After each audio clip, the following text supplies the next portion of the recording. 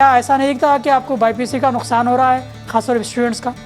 नहीं, लोग ये समझते हैं। आपने जो सवाल किया तो तुलबा के जहन में है कि अरे हम तो उन लोगों को तो इंजीनियरिंग थी, हाँ। हम बाईपीसी क्या है, जी। हमारा नुकसान हो रहा, एमपीसी वालों क्यों देते हैं?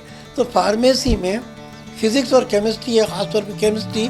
इस वजह से एमपीसी में चूंकि फिजिक्स केमिस्ट्री पढ़ते हैं, बायोलॉजी में फिजिक्स केमिस्ट्री पढ़ते हैं, इसलिए 50% सीट रखे गए हैं।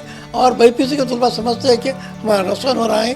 नुकसान नहीं, बल्कि एमपीसी के तलबा की अक्सरियत मैथ्स की बुनियाद पर इंजीनियरिंग में रहती है, इसीलिए उनकी जो सीट बच जाते हैं, लेफ्ट ओवर सीट होते हैं, वो पूरी सीट ही बाईपीसी को आते हैं। तो बाईपीसी वाला ये ना समझे कि हमारा नुकसान हो रहा है। सर ये बताइए कि एमपीसी और बाईपीसी में जो नोटिफिकेशन आया तो किसी काउंसलिंग होने वाली है, क्या उसका तरीक़ाकार रहेगा? जी हाँ, ये बड़ा अहम सवाल था। पिछले 3 महीने से इंटरमीडिएट बाईपीसी के तलबा बड़े बेचैनी से इंतज़ार कर रहे हैं कि हमारे बी फार्मेसी की फार्मा डी की काउंसलिंग कब होगी। और अभी इस हफ्ते अभी जो ऐलान आया है कि फार्मेसी और फार्मा डी की काउंसलिंग होगी, यानी फार्म डी की, तब लोग समझ गए कि हमारी डेट आ रही है। लेकिन उसमें भी एपसेट में 50% सीट इंजीनियरिंग तलबा के लिए एमपीसी के लिए है। एमपीसी की काउंसलिंग ख़त्म हो गई, लेकिन सिर्फ वो इंजीनियरिंग की थी। उनमें जो फार्मेसी की बची हुई थी, अब उसकी डेट आई है, उसका शेड्यूल आया है। एमपीसी तलबा के लिए एपसेट के ज़रिए बी फार्मेसी 4 ईयर कोर्स और फार्मा डी के 6 ईयर कोर्स में एडमिशन होने जा रहे हैं। नाजरीन आदाब, सियासत टीवी के तालीमी प्रोग्राम सियासत कैरियर गाइडेंस में आपका इस्तकबाल है। मैं हूं आपका मेज़बान मोहम्मद मुनीर और मेरे साथ मौजूद है माहिर तालीम एम ए हमीद। नाजरीन, आज हम बात करेंगे एपसेट एमसेट में फ़र्क क्या है, क्यों इसका नाम बदल गया है और काउंसलिंग में कौन कौन से कोर्सेज़ की काउंसलिंग की जा रही है, उसका कुछ नोटिफिकेशन आया, उसके बारे में हम बात करेंगे एम ए हमीद से। सर, सबसे पहले आपसे सवाल ये है कि एपसेट और एमसेट को लेकर काफ़ी बच्चे जो है कन्फ्यूज़ है, इसका खुलासा करें आप। जी हाँ, तेलंगाना में इंटरमीडिएट एमपीसी और इंटरमीडिएट बाईपीसी उम्मीदवारों के लिए जो अहम तरीन इंट्रेंस इम्तिहान था, EAMCET EAM CET engineering agriculture medical common entrance, उसका नाम बदलकर इस साल 2024 में एपसेट यानी EAP CET engineering agriculture pharmacy common entrance रखा गया, जिसमें दोनों स्ट्रीम एमपीसी स्ट्रीम और बाईपीसी स्ट्रीम के तलबा अहल है। और दोनों के इम्तिहान का नाम भी एपसेट है, लेकिन कोर्सेस अलग अलग हैं। लेकिन बाज़ कोर्सेस बिलखुसूस फार्मेसी के कोर्सेस दोनों के मुशरिक हैं। फार्मेसी में एमपीसी वाले भी हैं, फार्मेसी में बाईपीसी वाले भी हैं। सर ये बताइए कि एमपीसी और बाईपीसी में जो नोटिफिकेशन आया तो किसी काउंसलिंग होने वाली है, क्या उसका तरीक़ाकार रहेगा? जी हाँ, ये बड़ा अहम सवाल था। पिछले 3 महीने से इंटरमीडिएट बाईपीसी के तलबा बड़े बेचैनी से इंतज़ार कर रहे हैं कि हमारे बी फार्मेसी की फार्मा डी की काउंसलिंग कब होगी। और अभी इस हफ्ते अभी जो ऐलान आया है कि फार्मेसी और फार्मा डी की काउंसलिंग होगी, यानी फार्म डी की, तब लोग समझ गए कि हमारी डेट आ रही है। लेकिन उसमें भी एपसेट में 50% सीट इंजीनियरिंग तलबा के लिए एमपीसी के लिए है। एमपीसी की काउंसलिंग ख़त्म हो गई, लेकिन सिर्फ वो इंजीनियरिंग की थी। उनमें जो फार्मेसी की बची हुई थी, अब उसकी डेट आई है, उसका शेड्यूल आया है। एमपीसी तलबा के लिए एपसेट के ज़रिए बी फार्मेसी 4 ईयर कोर्स और फार्मा डी के 6 ईयर कोर्स में एडमिशन होने जा रहे हैं। सर ये फार्मा डी और फार्मेसी में फ़र्क क्या है और कितने ये ड्यूरेशन क्यों रखा जा रहा है, इसकी पीछे की बात क्या है? एपसेट में जो पी लगाया गया वो फार्मेसी है। फार्मेसी में 4 ईयर का जो कोर्स है वो बी फार्मेसी है, बैचलर इन फार्मेसी। और फार्मा डी जो है डॉक्टर इन फार्मेसी 6 ईयर्स का है। इन दोनों के लिए भी एमसेट ज़रूरी है। एमसेट या एपसेट के ज़रिए एडमिशन होने के लिए बाईपीसी के तलबा को मज़ीद इंतज़ार करना होगा। अब इंटरमीडिएट एमपीसी स्ट्रीम जिन्होंने एपसेट दिया और जो फार्मेसी में दाखिले दिखाए हैं वो इसके लिए अहल होंगे।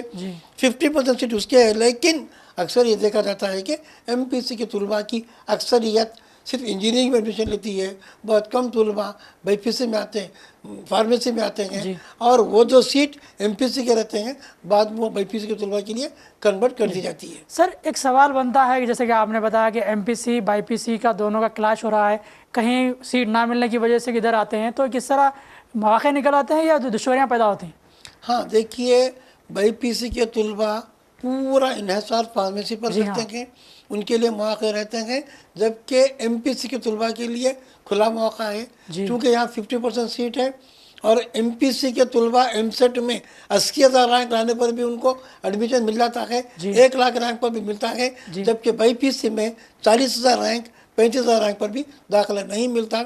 बाईपीसी के तुलबा की अक्सरियत इसमें आती है, वहाँ कॉम्पिटिशन ज़्यादा होता है, और ख़ास तौर पर इंटरमीडिएट एमपीसी स्ट्रीम के तुलबा के लिए एफसेट में फार्मेसी में कंपटीशन कम होता है, और कम उनका जो परसेंटेज है, कम तुलबा के तनासुब से दाखिले होते हैं। सर इस तरह से हम देखें तो क्या ऐसा नहीं दिखता कि आपको बाईपीसी का नुकसान हो रहा है, खासतौर स्टूडेंट्स का?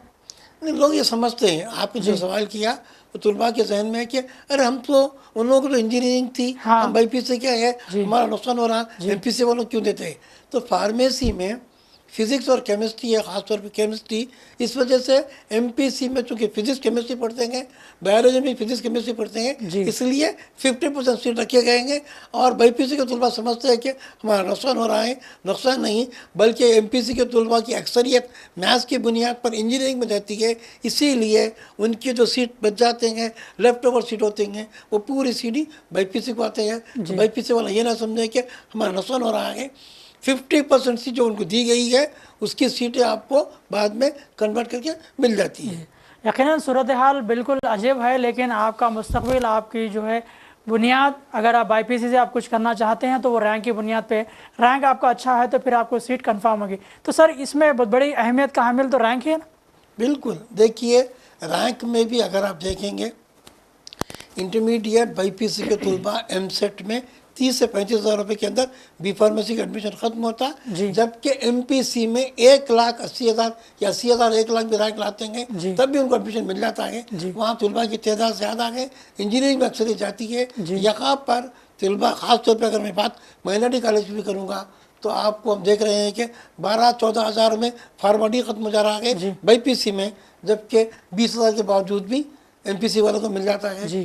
वहीं पर 30,000 35,000 के अंदर बी फार्मेसी खत्म होता है बाईपीसी में, जबकि यहाँ पर जो लास्ट रैंक बनाने पर भी उनको बी फार्मेसी एडमिशन मिल जाता है एमपीसी में। सर ये बताइए कि फार्मेसी और डी फार्मेसी में जब हम करियर बनाते हैं तो मौके कैसे निकलते हैं रोज़गार के?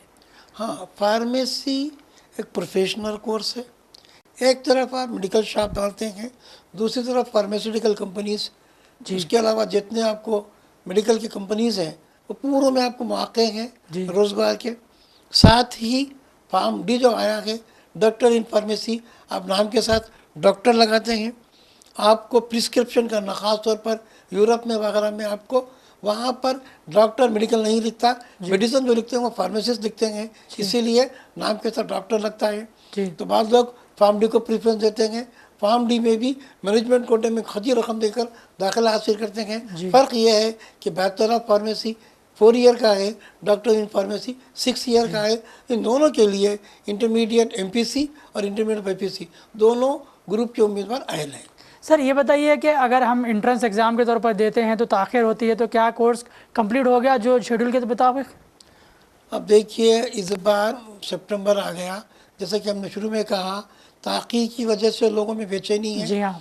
अब जो शेड्यूल था, एग्ज़ाम मई में हो जा रहे हैं, जून में रिजल्ट आ जा रहा, लेकिन काउंसलिंग के लिए उनको तवील इंतज़ार करना पड़ रहा। हाँ। अभी नीट की काउंसलिंग नहीं हुई, बी फार्मेसी वालों की, फार्म डी की, बाईपीसी का शेड्यूल नहीं आया, इंतज़ार में गुजर गया जुलाई, अगस्त गुजर गया, सितंबर गुजर गया, इस तरीके से 3-4 महीने से इंतज़ार में गुजर रहे हैं। तब उनको इंतज़ार होता है कि क्या मुझे सीट मिलेगी नहीं, अगर सीट नहीं मिलेगी तो खदशा होता है कि कहीं तालीमी साल ज़ाया ना हो जाए। तो सर इस दरमियान में ख़ास तौर पर बच्चों के जहन में एक सवाल बनता है कि हम जिस मकसद के तहत एंट्रेंस दिए हैं, हमारा रैंक भी अच्छा है, कोर्स भी शुरू होने वाला है, लेकिन जब ताख़िर होती है तो क्या जहनों में कोई तब्दीली नहीं आएगी? बड़ा यकीनी तौर पर आती। देखिए तुलबा और सरपरस्ती की बेचैनी इस ज़ाहिर को ज़ाहिर करती है कि उनको खदशा भी रहता, हमको सीट नहीं मिलेगी तो क्या हमारा साल चले जाएगा, सीट मिलेगी तो किस कॉलेज में मिलेंगी, कॉलेज कब शुरू होगा। तो ये जो तवील इंतज़ार है, गवर्नमेंट जैसे शेड्यूल बनाती है एंट्रेंस का, अगर वैसे ही काउंसलिंग का बता दे तो लोग कंप्लीट कर सकते हैं। क्योंकि इंटरमीडिएट ख़ास तौर पर बाईपीसी के तुलबा के सामने 4 नज़रिए हैं। एक नीट में कुछ कोर्सेस हैं, कुछ कोर्सेस एफसेट में गए, एफसेट के अंदर भी एग्रीकल्चर वेटरनरी अलग है, फार्मेसी बी फार्मेसी अलग है, नर्सिंग अलग है, वैसे ही पैरामेडिकल में बीपीटी एमएलटी अलग है, फिर दोस्त के ज़रिए बीएससी की एडमिशन है। ये 4-5 ज़रिए हैं उनके पास, तो 4-5 अलग अलग तरीक़े से उनको एडमिशन लेना है। ये तवील इंतज़ार उनको मज़ीद उनकी परेशानी को बढ़ाता है, तशवीश को बढ़ाता है कि कहीं हमारा दाखिला होगा या नहीं। यकीनन जहाँ मकासद अपने आया होते हैं लेकिन वहाँ पे रास्ते मुश्किल नज़र आते हैं तो मंजिल पे पहुँचने वाले तलबा तालिबात जो है परेशान कुन नज़र आते हैं, क्योंकि ताख़िर की वजह से उनके अंदर कई तब्दीलियाँ आ जाती हैं। जो जज्बा होता है, जो अंदेशा है उन्हें कहीं कहीं हमें साल ज़ाय ना हो जाए बल्कि हमारा मुस्तकबिल खौफनाक बने ना ताबनाक बनने की जो है कुछ कोशिश करते हैं। तो सर इस तरह की ताख़िर के मामले में जब समाते हैं, जैसे कि आपने बताया कि 4 ऑप्शन है, दीगर कोर्सेज़ में भी दाखिले के रास्ते खुलते हैं, तो इस तरह अगर तब्दीली की जाती है तो ये ताख़िर की जाती है तो क्या दूसरे रास्ते खुल जाएंगे? देखिए, हर एक की अपनी दाखिले के तरीक़ाकार में 2 है। एक है इंट्रेंस लिखना, रैंक लाना, काउंसलिंग के ज़रिए एडमिशन लेना, फ्री सीट लेना। दूसरा रास्ता रहता मैनेजमेंट कोटे में पैसे दे के एडमिशन लेना। तो बाज़ तलबा ऐसे भी हैं जो इंतज़ार किए बगैर मैनेजमेंट में लाखों रुपए देकर अपनी सीट ले लिए। जी हाँ, काउंसलिंग की वजह से उनके दाखिले रुके हुए हैं। तो इस तरीके से प्रोफेशनल कोर्स में दाखिले काउंसलिंग से भी है, दाखिले मैनेजमेंट कोर्स में डायरेक्ट पेमेंट कर भी है। तो पेमेंट कोटे के लोग भी इंतज़ार कर रहे हैं। अब यहाँ पर अलग अलग कोर्सेस, अलग अलग तरीक़ाकार लोगों को जो 3-4 महीने होने की वजह से मज़ीद इंतज़ार करते हुए तशवीश हो रही है। हम चाहते हैं कि जब वो इंतज़ार किए हैं मज़ीद इंतज़ार कर लें। अब BPC की काउंसिलिंग ख़त्म हो जाएगी तो फौरी तौर पर इंटरमीडिएट BPC के तलबा जो इंतज़ार कर रहे थे उनकी B फार्मेसी, फार्मा डी और BSc नर्सिंग तीनों के लिए एप्टेट की काउंसिलिंग बहुत जल्द या अक्टूबर के पहले हफ्ते में शुरू हो जाएगी। सर ऐसा दिखता है मुझे कि यहाँ पे इंटरेस्ट भी है, इंटरेस्ट भी है। देखिए, अगर वो लोग समझते हैं कि काउंसलिंग क्या है, काउंसलिंग दरअसल एडमिशन का एक तरीक़ाकार है। इंटरेस्ट दाखिला इम्तिहान है और बच्चे का इंटरेस्ट यानी उसको किस में दिलचस्पी थी वो देखना है। इन तीनों को कॉम्बिनेशन करके देखेंगे तो बच्चे की दिलचस्पी या उसकी अपनी पसंद, उसका अपना रुझान के साथ साथ उसके अपने रैंक क्या है, क्या वो मैनेजमेंट में लेगा, क्या रैंक से लेगा, उसको देख के फैसले करना है। क्योंकि तलबा को ऐसे हैं कि उनको B फार्मेसी में एडमिशन मिलता है, उनको BSc नर्सिंग में एडमिशन मिलता है, उनको जो है नीट के ज़रिए MBBS BDS में मिलता है, तो वो फैसला नहीं कर पाते कि ताख़िर की वजह से। तो वो प्लान कर लें, लास्ट ईयर का कट ऑफ देखें, इस बार देखेंगे कि उनको सीट कहाँ मिल जाती है, जो उनकी पसंद या टॉप प्रियॉरिटी है पहले उसको तरजीह दें, बाद में इसको बीच में रखें। सर अब जो शेड्यूल आया है उसके बारे में बताएं, क्या नोटिफिकेशन की में क्या बताया गया रहा? 20 सितंबर को एप्सेट तेलंगाना का MPC स्ट्रीम के लिए B फार्मेसी और फार्मा डी का काउंसलिंग का शेड्यूल आया। उसके लिए आपको स्लॉट बुक करना, सर्टिफिकेट वेरिफिकेशन करवाना और कॉलेजेस को ऑप्ट करना है। कॉलेज को सिलेक्ट करते हुए नाम डालना है। ये सिर्फ इंटरमीडिएट MPC का है, क्योंकि लोग फार्मेसी, B फार्मेसी और फार्मा डी का नाम दिए हैं तो समझ रहे थे कि BPC होंगे। BPC का नहीं, सिर्फ MPC का आया है, इसके बाद BPC का आएगा। सर रैंक क्या रहेगा, कौन से रैंक से क्या रहेगा और कौन से कॉलेज में क्या इंटेक रहेगा? हर कॉलेज में एडमिशन में 2 तरीक़े हैं, एक काउंसलिंग है, एक मैनेजमेंट कोटा है। अगर आपके पास 60% या 75% सीट मैनेजमेंट के इंटेक में तो वो आपको मैनेजमेंट में चले जाएंगे कम सीट, और ये जो 50% 70% सीट है वो काउंसलिंग से आएंगे। माँ बाकी सीट को मैनेजमेंट कोटे में देगा। तो आपका इंटेक जो होता है वो काउंसलिंग के ज़रिए होता है। काउंसलिंग में भी आपको माइनॉरिटी कॉलेज में सिर्फ माइनॉरिटी के तलबा को लिया जाता है। नॉन माइनॉरिटी कॉलेज में रिजर्वेशन कैटेगरीज हैं। SC ST के साथ तेलंगाना में BCA BCD और मुस्लिम का 4% BCE है। उसके अलावा PH PWD cap, ex serviceman और स्पोर्ट्स कोटा, तमाम रिजर्वेशन भी आपको काउंसलिंग में होते हैं, मैनेजमेंट में नहीं। MPC के तलबा, BPC के तलबा अगर कोई रिजर्वेशन का सर्टिफिकेट रखते हैं उससे भी भरपूर इस्तेफादा करें। सर मैं आखिर में आपसे जानना चाहूँगा कि इन हालात में ख़ास तौर पर बच्चों के लिए आपके मशवरे क्या है, काउंसलिंग का प्रोसेस क्या होता है, कैसे हम तैयारी करें और जो है रेडी रहें? अब इंटरमीडिएट MPC के तलबा यकीनी तौर पर 80% 90% दाखिले हासिल कर चुके हैं। जो लोग BPC में इंतज़ार में थे या जो लोग MPC में इंजरी में लेकर BPC में आना चाहते हैं वो इसको कोशिश करिए और देखिए कि स्लाइडिंग हो सकती है, नहीं हो सकती है तो कोशिश कीजिए MPC की। BPC के तलबा को मज़ीद इंतज़ार करना होगा। ये एप्सेट फार्मेसी B फार्मेसी ख़त्म होते ही BPC की शुरू हो जाएगी, उनको अपने रैंक में मिलेगा। बी फार्मेसी भी आएगी, फार्मा डी भी आएगा, BSc नर्सिंग भी इस बार एफसेट में ही है। एफसेट में BPC के तलबा के लिए अलग रहेगा। यकीनन सूरत हाल बिल्कुल आपके सामने है, लेकिन हालात और ख़यालात और अपने जज्बात को भी आप मलूज़ रखें, अपने मकसद के लिए कोशिश करें और जो आपके लिए बेहतर होगा वो आपके लिए हक़ में होगा, वो होगा ही, होके ही रहेगा। मज़ीद कुछ आपके सवालात हैं तो इनबॉक्स में ज़रूर दें और रोज़ाना सियासत के जिगर हाल में सुबह 11 था शाम 7 बजे के दरमियान MA से मुलाकात करें। अपने मुस्तक़बिल को संवारने के लिए अपने सवालात के साथ अपने मुस्तक़बिल के लिए क्या हिकमत अमली अख्तियार करना चाहिए, कैसे जो है हम आगे बढ़ सकते हैं, हमारे लिए क्या बेहतर होगा, कहाँ पे हमारा जो है हमारी रहनुमाई होगी, उस बारे में आप सवालात करें, वो आपकी भरपूर रहनुमाई करेंगे बल्कि गाइड भी करेंगे। फ़िलहाल मोहम्मद मुनीर को और माहिर तालीम को इजाज़त दें। देखते रहें सियासत टीवी प्रोग्राम सियासत कैरियर गाइडेंस। अल्लाह हाफ़िज़।